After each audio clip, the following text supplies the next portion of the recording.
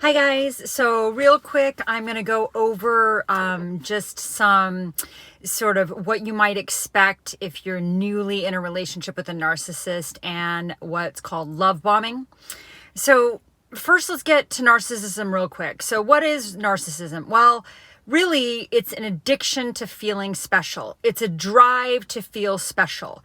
It's Narcissism in itself is a trait that exists sort of on a spectrum. All of us have some level of narcissism. You have to have some narcissism to, even do self-care, right? Actually, codependents have like a deficit in narcissism. But then there's also NPD, which is narcissistic personality disorder. That's where it's really, the symptoms are really extreme. So when we grow up and we find out that we cannot depend on others in sort of healthy ways. The person who grew up in this, like a narcissistic family, they learn that they cannot turn to their caregivers when they're sad, they're scared, they're lonely, or they're blue. So, and they can't really look to the caregivers for mutual care and comfort. And this is the way that sort of secure attachment is built, is being able to look to your caregivers when you're sad, scared, lonely, and you need comforting. So what happens with narcissism is they learn to cope by turning that, desire to have that security into an addiction. They get addicted to feeling special. They basically replace having nurturing and emotional attunement to feeling special. So to them, it's basically like a drug. And they need to have people so that they can feel special, right? They need to have people that are worshiping them or putting them on a pedestal or thinking they're really great so that they feel special. So if this addiction gets really bad, then it's basically NPD, and it can get to the place where they exhibit the 3 E's, that exploitation, where they think that the world, needs to take care of their needs, and they do not care who gets hurt along the way. They don't care if they cheat or they lie or, the collateral damage. They also have the entitlement and then the empathy impairment. They used to say that with NPD, there was just a complete lack of empathy, like in some of the older DSM versions. But now I think what they say is it's more of an empathy impairment. So it's basically their empathy is impaired, it's stilted, and in some cases, it actually can fluctuate. So this can be very confusing because, their empathy sort of can vacillate or fluctuate. And then the exploitation piece is, again, that they will lie, cheat, steal, and do almost anything to feel special. That's why they often they cheat because they use sex to like gain narcissistic supply, or they use seduction to gain narcissistic supply.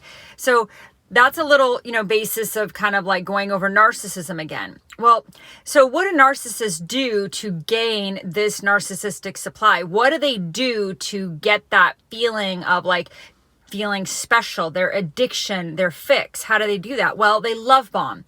They love bomb their victims. That's why when you first meet, that's why people get into these relationships, I think, in the first place, is because the love bombing is very compelling. You feel, a lot of people in these survivor communities, a lot of people I've spoken with and clients, the coaching clients, they've talked about how when they were first with the narcissist, they felt like for the very first time, like they literally, like they met their soulmate. Like they had never felt so understood, like they had never felt so seen. They feel really seen. And quite frankly, this actually might be true because when the narcissist first meets you, they are very curious. They are listening intently. They are observing you. They are trying to find out where your weak spots are. They're trying to find out who's hurt you, where you've been vulnerable, how you've been hurt. And you think that they're doing this because they care about you, because they are concerned about, not re-injuring you or being delicate with your wounds and, loving you. But the real reason they're doing it is because they're grooming you. They groom.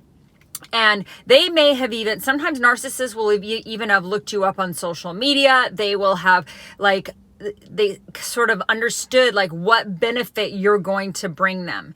and you feel like in the beginning, like they really see you.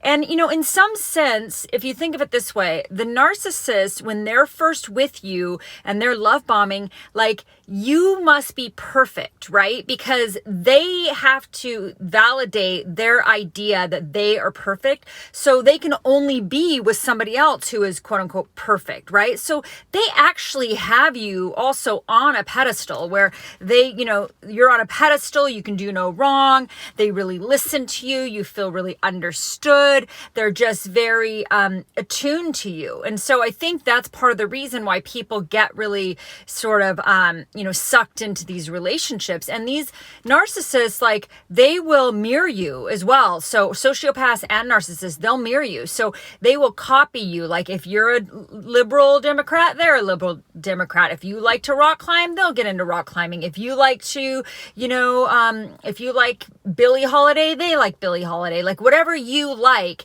they are going to pretend that they like. If you like ice cream, they like ice cream.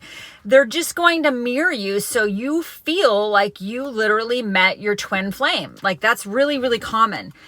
And then, the thing is like our culture actually sort of even perpetuates this because we watch all these movies about, people, love at first sight and love bombing and all of this like intensity. But don't mistake intensity for intimacy because they are two different things. Intensity is like all the love bombing and you're so amazing and you're so perfect and we're just soulmates and blah, blah, blah, blah, blah. That's love bombing, right?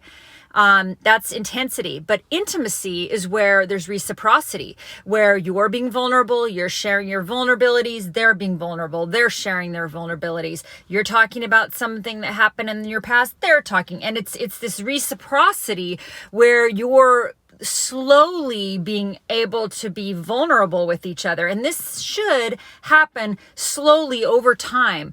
Anytime somebody's asking you like really, really personal questions right up front, or they're really, really attuned to you and they want to know everything about you and, they're very intense, that is a red flag.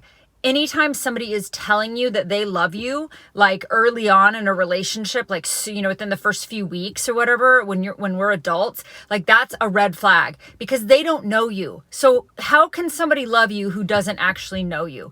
So these are just some red flags to look for. Too much too soon, intensity rather than intimacy, love bombing. They have you on a pedestal. You feel like you can do no wrong, because believe me, with narcissists, when you get into the devaluation phase, that is going to be gone. And it may be slowing over time if you're with the covert narcissist, right? Where it's slowing over time, but then you can do no right. There's nothing you can do to please them. You can work your butt off and do everything that you can possibly try to do, and you will not be able to please them. So, be very careful when a romantic partner or a friend has you on a pedestal. That is a huge red flag. We're just humans, right? And we're not gods. We shouldn't be on pedestals, and people should not worship us, and there should not be grooming, and there should not be sort of this insanity of like, I love you when you don't even know the person, right? So nowadays, what I'm learning really, really strong is I'm learning that if somebody is like very intense and they're very like, they want to spend every waking moment with me and they're calling me all the time and they're really intense and really, like love bombing, that is now a red flag for me. Anyone who puts me on a pedestal, it is a red flag. I know that my best friendships in the world that are deeply connected, emotionally intimate, safe, wonderful, joyful relationships with my girlfriends, usually those relationships have been slowly built over time through trust and understanding and getting to know the person and really, this slow process. Like some of my very, very best friends, like it's been, we didn't start off as best buddies right away. It took years to build like a truly deeply connected, loyal, communicative relationship. So, I don't, nowadays, if it's a friend or if it's a romantic interest, somebody who is like, way too intense, and they're wanting like every waking moment from you, and they're just like they're just wanting to spend every second with you, and they're just love bombing, and they're just fascinated with you, and you can do no wrong, and they're telling you that you're soulmates, and that, you know, they love you, and they're talking about marriage. You know, anytime that shit is happening, like early on, it's a huge red flag. Now, if you happen to be sort of codependent, or like I tend to be codependent. So one of my culpabilities is when I first meet people, I'm like overly vulnerable. I am like very much like almost like an oversharer. So that's something I'm actually working on. I'm working on, you know, being able to really be more careful about who I allow in my life, and who I allow myself to be intimate with, and who I allow myself to be vulnerable with, because trust is earned over time, slowly, by actions matching words. And that is not what you're going to have if you're, you know, with one of these cluster Bs. So I hope this helped you guys, and have a wonderful day. Talk to you soon. Bye.